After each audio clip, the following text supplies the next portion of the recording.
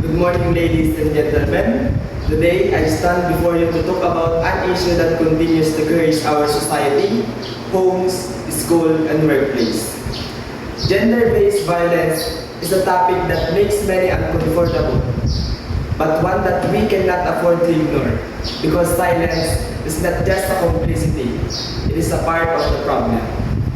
Gender-based violence is any harmful act directed at an individual based on their gender.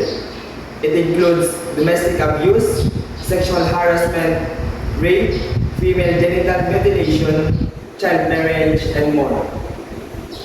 And why all affects all genders? Inequality targets women and girls. Consider this. 1 in 3 women worldwide have experienced physical or sexual violence in their lifetime. Most often someone they know.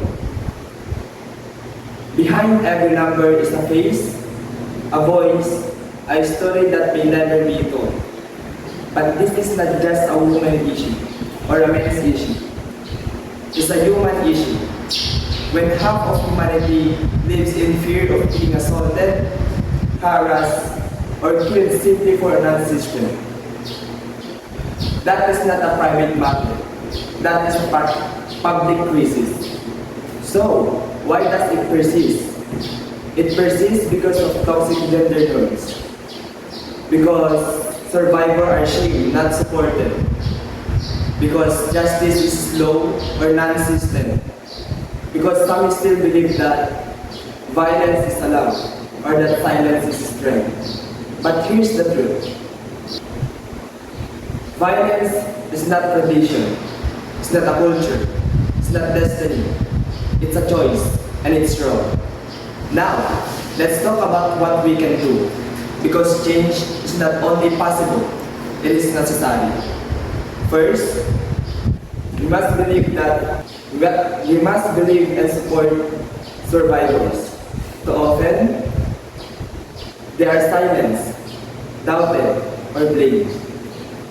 Let's be the ones who listen, uplift, and fight for their justice. We must educate ourselves and others. Challenge the sexiest jokes, the harmful stereotypes, the victim blaming. Teach respect, empathy, and equality in every home and every classroom. We must hold perpetrator accountable. No more turning